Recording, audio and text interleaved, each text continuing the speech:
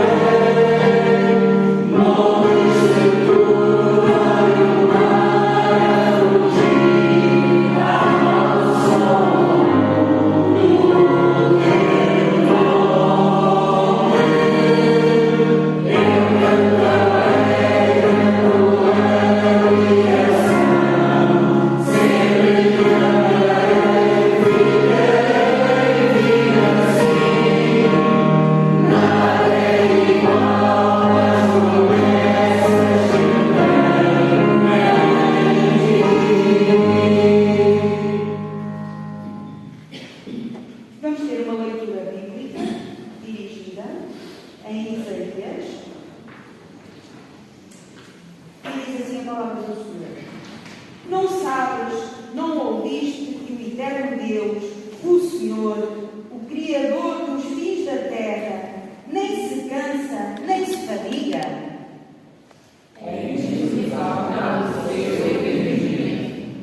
Dá força ao cansado e multiplica as forças aos que não têm nenhum vigor.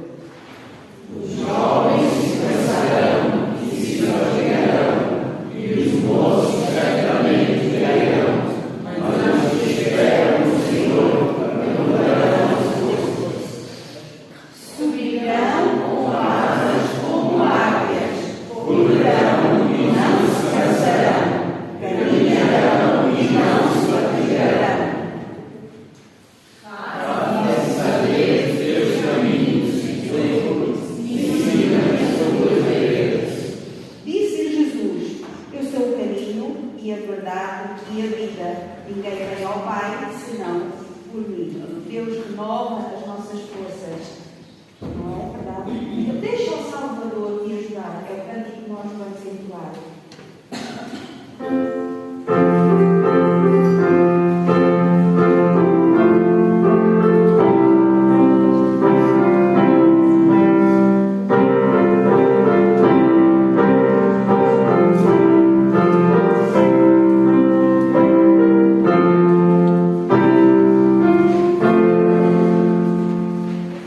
Jamais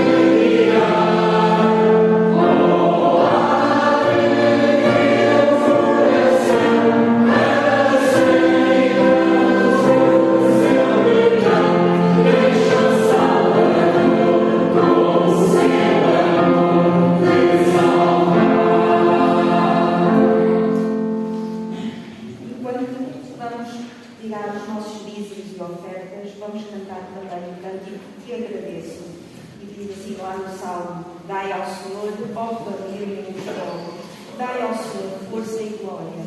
Nós possamos realmente dar ao Senhor o coração todo. Agradeço por tudo que tens feito, por tudo que há de fazer.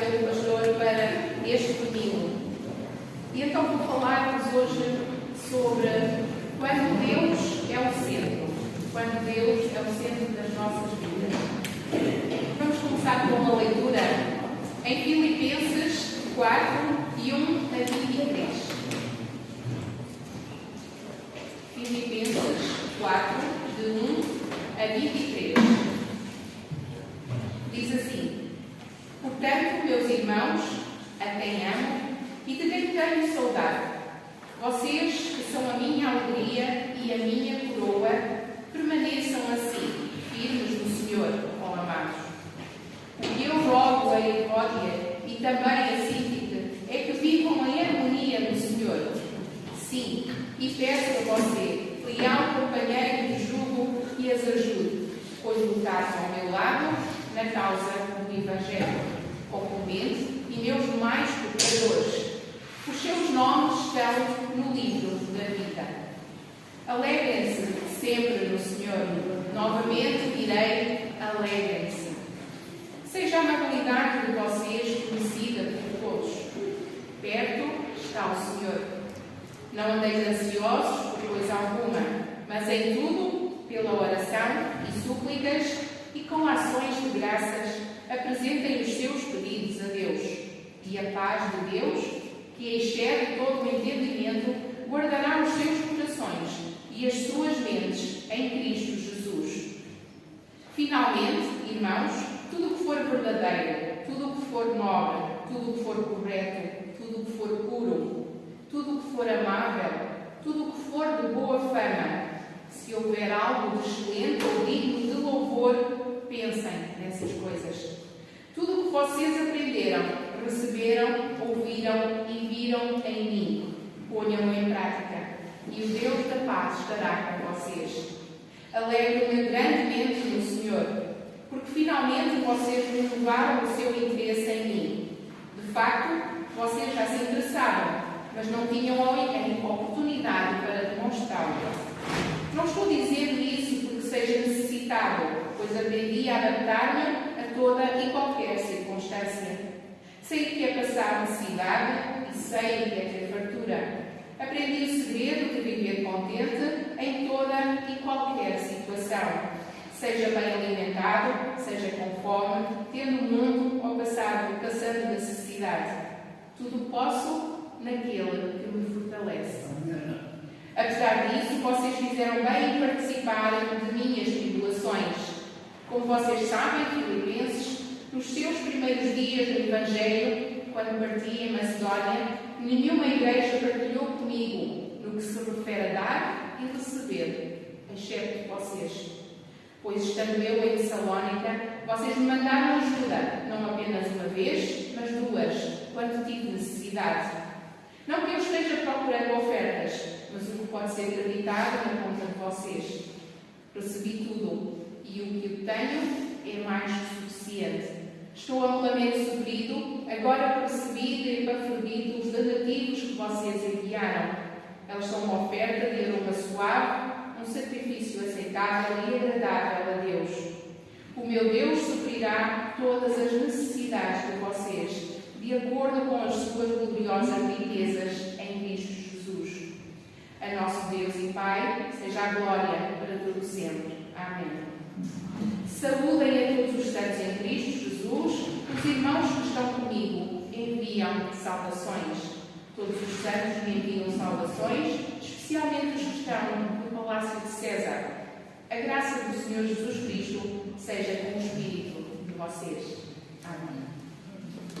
Este capítulo foi escrito pelo apóstolo Paulo durante a sua prisão em Roma, provavelmente entre os anos 60 e 62 depois de Cristo, num período de incerteza quanto ao seu futuro. Ele traz-nos exortações, conselhos práticos que continuam profundamente relevantes para os cristãos nos dias de hoje.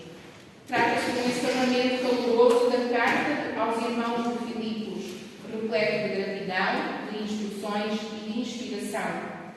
Mesmo privado de liberdade, Paulo manteve uma atitude de fé e de gratidão, servindo como exemplo para a igreja primitiva.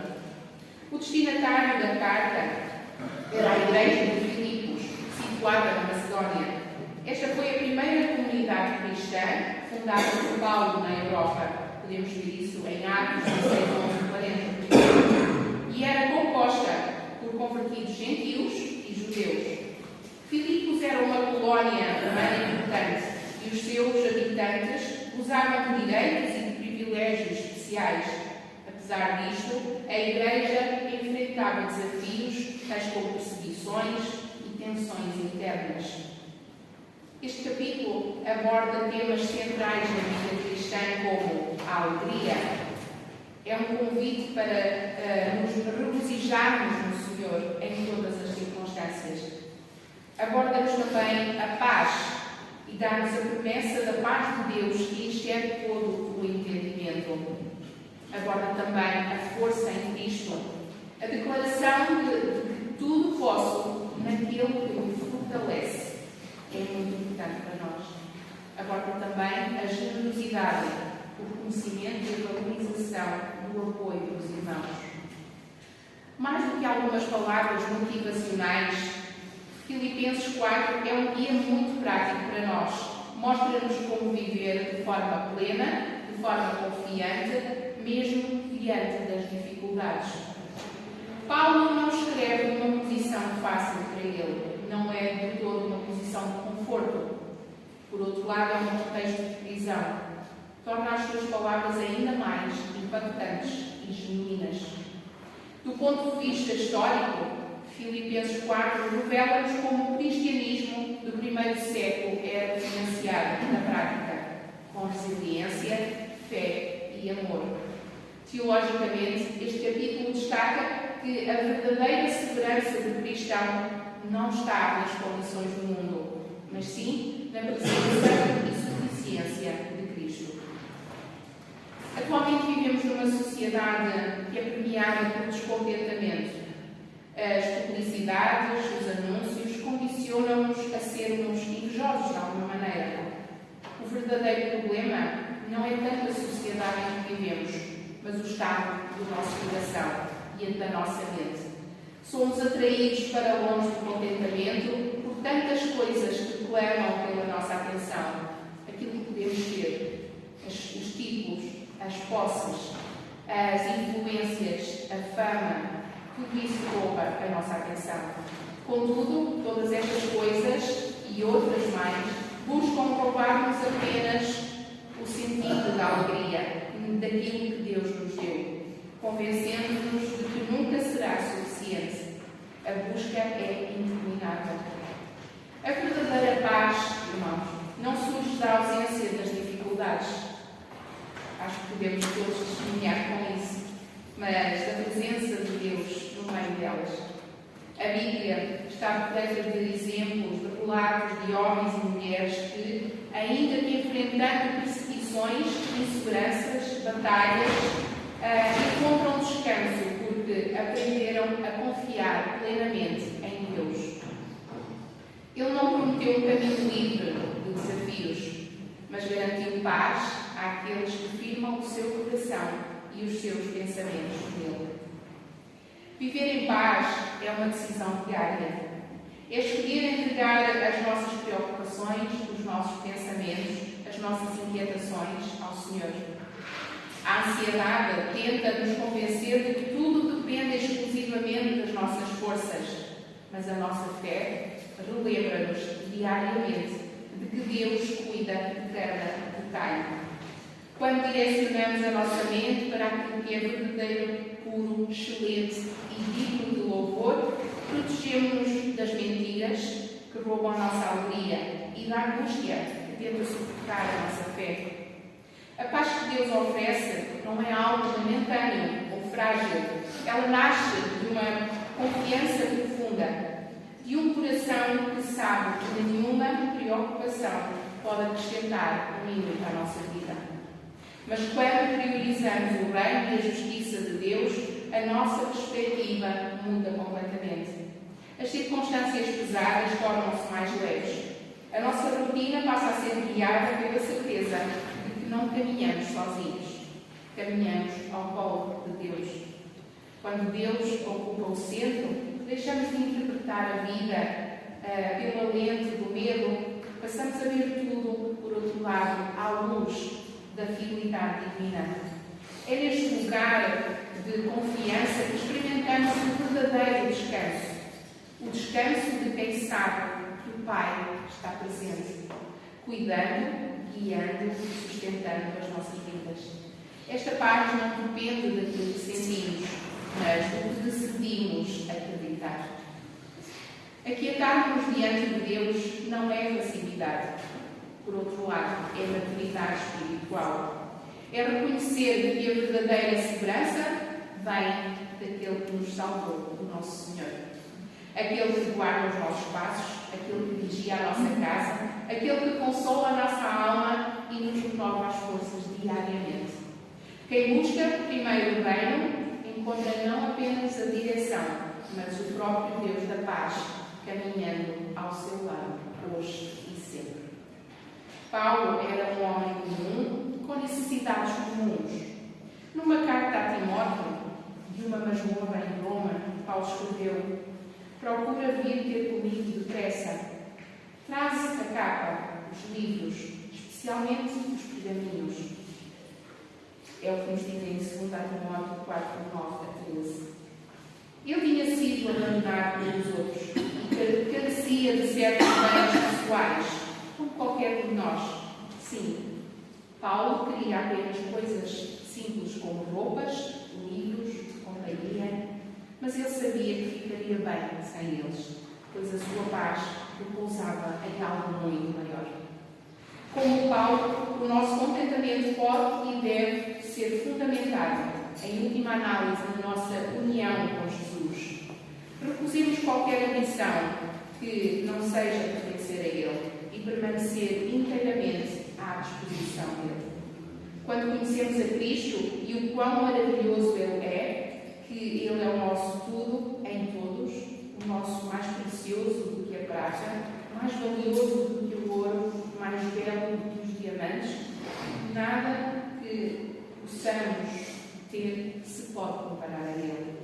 Então, a nossa maneira como vemos as circunstâncias externas e a medida do nosso contentamento serão completamente transformadas.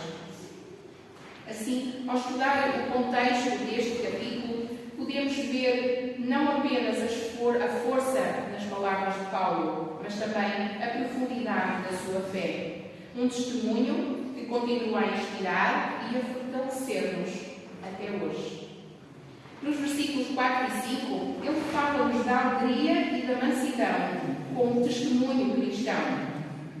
Paulo escreve: alegrai-vos sempre no Senhor. Outra vez digo, alegrai-vos, seja a vossa moderação conhecida de todos os homens. Perto está o Senhor. Estas palavras carregam um peso espiritual muito grande e mostram-nos que a alegria verdadeira não depende das circunstâncias que nos envolvem, mas sim da nossa relação com Deus. No mandamento alegrem-se sempre no Senhor, Paulo não apresenta a alegria como uma opção, mas sim como um mandamento. Essa alegria é centrada em Cristo e não nas situações temporárias. É constante, pois baseia-se no caráter imutável de Deus. Funciona como uma proteção espiritual contra a ansiedade e contra o desânimo. Esta perspectiva muda a forma como enfrentamos as dificuldades. Ao invés de nos deixarmos dominar pelo medo ou pela frustração, ela prende-se à fidelidade de Deus. Paulo apresenta-nos ainda a mansidão como um testemunho. No contexto bíblico, a mansidão não é fraqueza, totalmente o contrário, mas sim força sob controle. Expressa em tratar os outros com respeito, mesmo quando estamos em desacordo, em evitar respostas impulsivas ou agressivas, em buscar a paz, promover a reconciliação. Então, quando vivemos assim, a nossa conduta torna-se um testemunho vivo do Evangelho, impactando aqueles que nos observam. Paulo ensina-nos ainda como aplicar no mundo atual, num cenário marcado por pressa, conflitos, pressão constante, a praticar a alegria e a mansidão como uma coisa contracultural.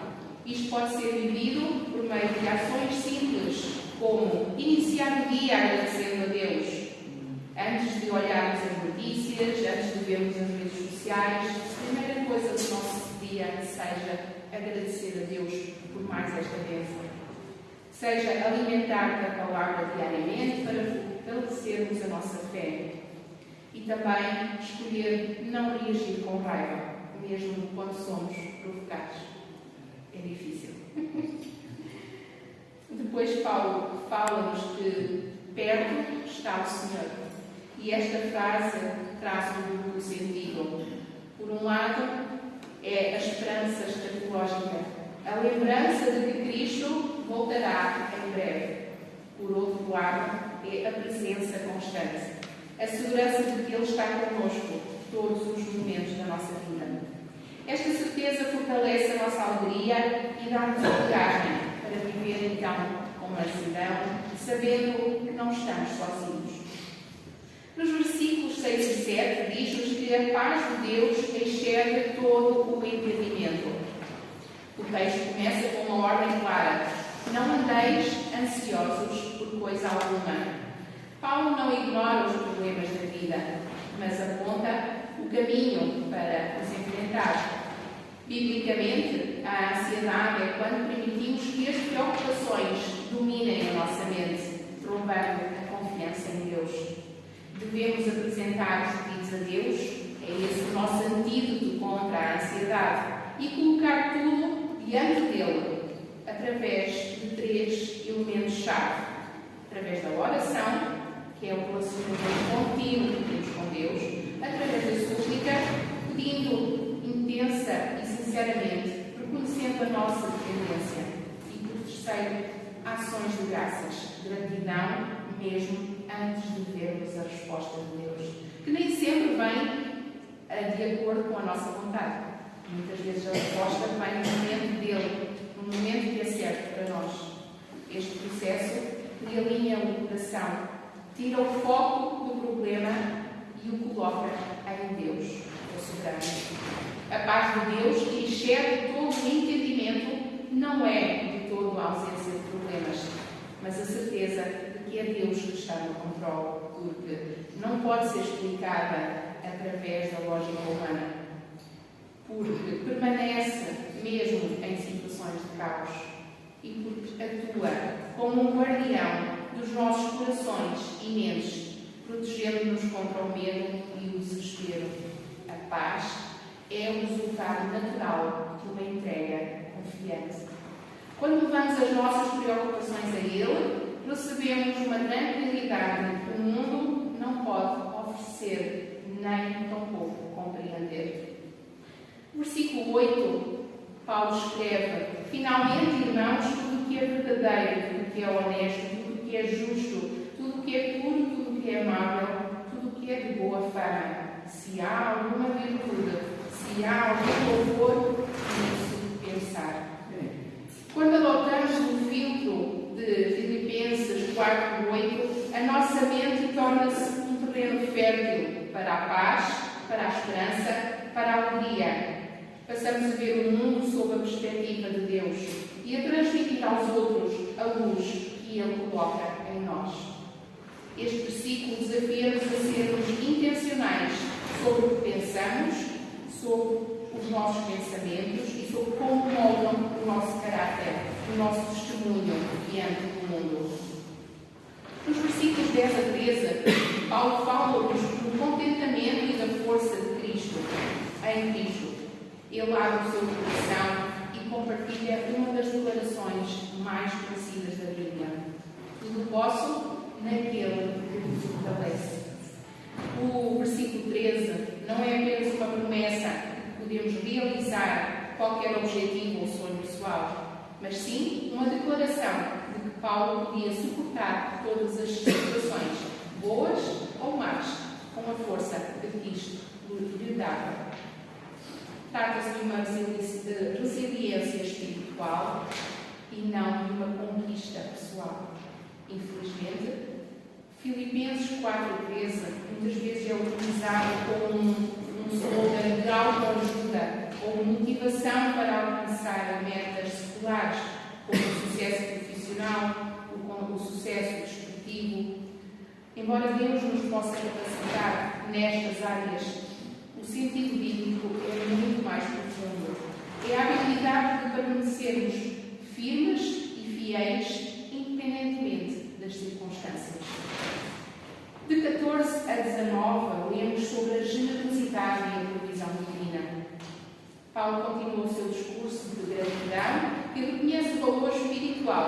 da generosidade da Igreja de Filipos.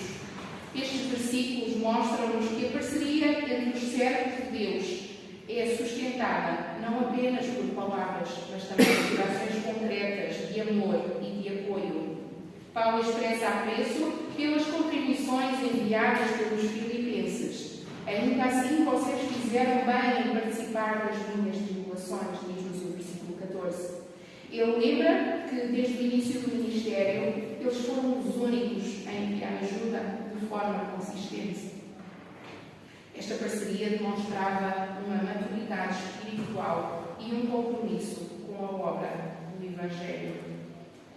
Quando o crente compreende e confia na promessa de Filipenses 4:19, a sua vida financeira e espiritual é marcada por muito menos medo e por muito mais confiança. A fé cresce ao ver Deus suprir as necessidades de forma inesperada, reforçando a certeza de que Ele é um Pai cuidadoso e fiel. Assim, Filipenses 4:14-19 desafia-nos a viver com generosidade e confiança, sabendo que a provisão divina é certa para aqueles que investem no reino com amor e fé. Que lições práticas podemos tirar de Filipenses 4 para os cristãos de hoje? O capítulo 4 não é apenas um registro histórico, mas é um manual de vida cristã, que pode e deve ser aplicado no nosso dia a dia. As suas instruções abrangem desde a forma como pensamos até a forma como agimos e reagimos perante as dificuldades, oferecendo um caminho claro para viver com alegria, com paz e contentamento em Cristo. Devemos então cultivar a alegria em qualquer circunstância. Como Paulo disse, alegrem-se sempre no Senhor. Somos chamados a encontrar motivos para agradecer e para nos alegrarmos, mesmo no meio dos desafios. Esta alegria nasce de um relacionamento íntimo com Deus, que devemos alimentar diariamente. Protege-nos contra o desânimo, contra a murmuração e transmite esperança a quem está ao nosso redor. É esse o nosso testemunho. Devemos também viver na paz de Deus, que excede todo o entendimento. A paz de Deus é o resultado de entregar as nossas preocupações em oração, com gratidão. Na prática, isto significa orar antes de reagir compulsivamente, agradecer mesmo antes de vermos a solução, reduzir a exposição a fontes de stress desnecessário. Devemos também manter um filtro mental saudável. Seguindo Filipenses 4:8, devemos selecionar cuidadosamente o que pensamos, o que lemos e o que vemos na televisão. Por exemplo, um filtro cristão ajuda-nos a manter a pureza, a integridade e o amor nas nossas ações, ao invés de outro tipo de atitudes. Devemos, pois, escolher conteúdos que nos edifiquem, devemos praticar conversas construtivas e edificantes, devemos evitar pensamentos e influências que contaminem a nossa mente. Devemos também aprender o contentamento. Paulo ensina-nos que o contentamento, dos versículos 11 e 12, é possível quando a nossa satisfação está em Cristo, mas acima de tudo, acima de todas as circunstâncias. Isto traz-nos estabilidade emocional e espiritual. Devemos também confiar na força de Cristo. O famoso versículo, tudo posso naquele que me fortalece. Lembra-nos que a força verdadeira para enfrentar as dificuldades vem de Jesus e não de nós mesmos. Devemos ainda praticar a generosidade e a gratidão. O exemplo de Filipenses desafia-nos a apoiar a obra de Deus e as pessoas em necessidades, com a confiança de que o meu Deus suprirá todas as vossas necessidades. Um resumo prático para vivermos Filipenses 4 nos dias de hoje chama-nos a atenção para o princípio, a alegria do Senhor. Devemos então manter a gratidão diária, a adoração constante. a paz que excede todo o entendimento, através de levar tudo a Deus em oração com confiança. O fio fundamental de nos selecionar os pensamentos e os conteúdos que nos edificam. O contentamento, temos aprendido a estar satisfeitos em qualquer circunstância. A força em Cristo, devemos depender de Jesus para perseverar. E agimos em orar, ajudando e apoiando a obra de Deus com amor. Ao aplicarmos estes princípios, o cristão experimenta uma vida mais equilibrada, resiliente e frutífera, refletindo o caráter de Cristo e sendo um testemunho vivo de fé. Como conclusão, a mensagem atemporal de Filipenses 4 diz-nos que é um dos textos mais inspiradores do Novo Testamento. Reúne princípios que permanecem relevantes para qualquer época e cultura. Ao longo dos seus versículos, encontramos várias lições sobre alegria, paz, contentamento e generosidade. Assim, este capítulo encoraja-nos a viver de forma plena e confiante, sabendo que, independentemente do cenário onde estamos, Cristo é suficiente para nos sustentar e guiar em todo o tempo. Amém? Vamos orar. Pai Santo, obrigada porque nos trouxeste hoje aqui para a tua casa, Pai Santo. Apesar de todas as dificuldades, apesar de todos os desafios que nós atravessamos diariamente nas nossas vidas, tu disseste que não seria fácil, mas apesar de tudo isso, nós sabemos que tu estás connosco todos os dias. Contigo conseguimos ultrapassar todos os sacrifícios. Contigo podemos demonstrar a fé e o amor para todos aqueles que nos rodeiam, dando testemunho assim daquela que é a tua esperança, da esperança da salvação eterna. Pai Santo, dá-nos um resto de dia abençoado, leva-nos em segurança para os nossos lares e dá-nos a sabedoria de partilharmos esta lição que hoje aprendemos diariamente. Onde estamos plantados, onde nos colocaste, permite-nos então florir, permite-nos partilhar o testemunho com todos aqueles que nos rodeiam. Em nome do teu Filho amado, te pedimos e agradecemos ao perdão dos nossos pecados. Amém. Que o Senhor nos acompanhe.